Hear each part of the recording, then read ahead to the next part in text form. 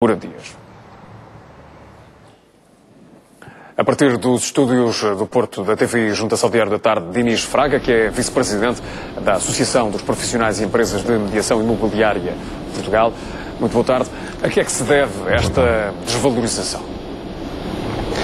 Ora bem, esta desvalorização deve-se àquilo que é normal neste país, não propriamente o setor imobiliário, mas um país cuja economia está a passar todas as dificuldades que nós sabemos. E quem ganha e quem perde com esta desvalorização continuada do mercado imobiliário em Portugal? Ora bem, é assim, este país é um país que, em termos globais e genéricos, a sua sociedade, naquilo que é mais importante, a habitação é um problema que está resolvido. Naturalmente que há sempre alguns nichos onde o Estado, a sociedade no seu todo, terá que resolver. Agora, o que acontece é que, quando nós temos um período menos favorável em termos de economia, de mundo, portanto global, europeu e do nosso próprio país, naturalmente que o setor imobiliário vem por arrasto, portanto, e passa uns momentos menos bons.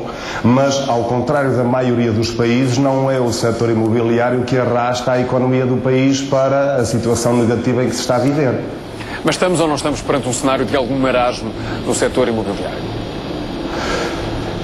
Como deve entender, todos os indicadores dizem que estes últimos 2, 3 anos, em especial estes últimos 2, é onde tem havido, portanto, um número significativo de vendas globais menores. No entanto, também não podemos tornar as coisas tão negras. Porquê? Porque uma coisa é estarmos a falar no preço das casas, outra coisa é falar em avaliações.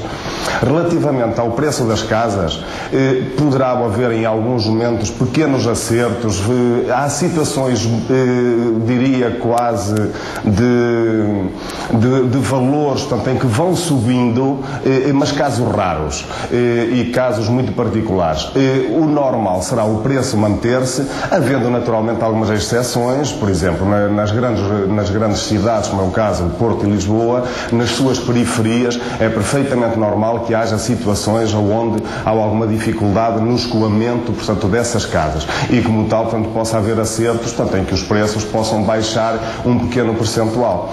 Mas a questão fundamental é quando se fala sobre a avaliação. É que a avaliação não avalia realmente o preço de compra e venda, mas sim indicadores de bancos em que, ao darem crédito à habitação, com mais ou menos interesse, como neste caso é um momento, se calhar, menos interessante para o crédito à habitação para os bancos, é uma outra forma de não se concederem valores como no passado, e então as avaliações acabam por ser menores. Mas há ou não há razões, o que lhe pergunto é se há ou não há razões para que os bancos estabeleçam esse apertar da malha no que diz respeito aos critérios para a concessão de créditos. É que continuamos também a ouvir falar diariamente das casas que ficam devolutas, das casas que são entregues aos bancos, das casas que não são arrendadas, que não são compradas. Os bancos têm ou não têm razão para esta postura? É uma razão parcial. Eu diria que a razão dos bancos passa essencialmente por o seguinte.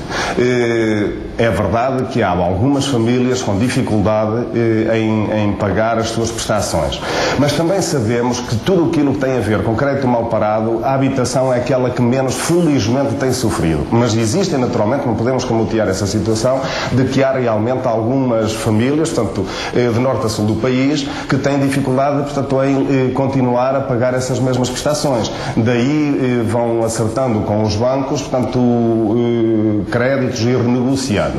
Mas, relativamente às casas que estão para venda, muitas vezes há casas que estão na venda, provavelmente na cabeça dos proprietários, em que têm preços demasiado elevados e só na cabeça deles já estão para venda. Portanto, quem dita o preço é o mercado. E o mercado do arrendamento, mais especificamente, pode ganhar alguma relevância e algum impulso perante esta situação em que a compra e venda de casas poderá estar a diminuir, ou está a diminuir?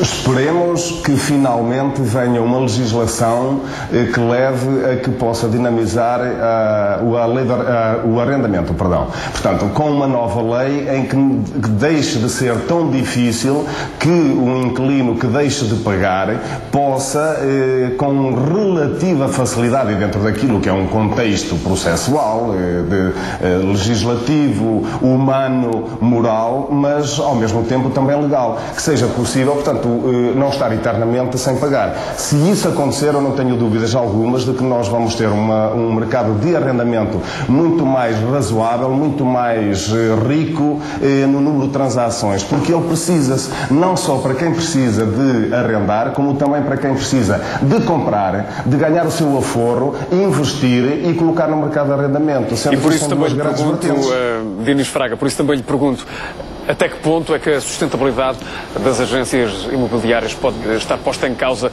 com esta diminuição do volume de transações?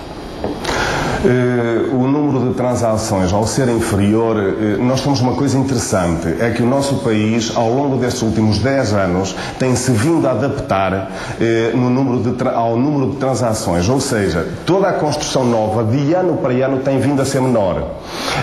De acordo com os números, também dizem que o número de imobiliárias que existem hoje, apesar de significativo, e há sempre uma mudança como em qualquer outra atividade, mas não é menor o tempo de fiabilidade, portanto, adesão e de estabilidade de qualquer outra atividade. Mas é verdade que é natural que, com um número menor, haja um menor número de transações por cada empresa e por número de comerciais. Ora bem, é uma adaptação perfeitamente natural e normal àquilo que existe no mercado em qualquer outra atividade. Dinis Fraga, da Associação dos Profissionais e Empresas de Mediação Imobiliária de Portugal, muito obrigado pela sua presença em estúdio a partir do Porto, no Diário da Tarde. E a cidade de Lisboa tem mais um monumento nacional.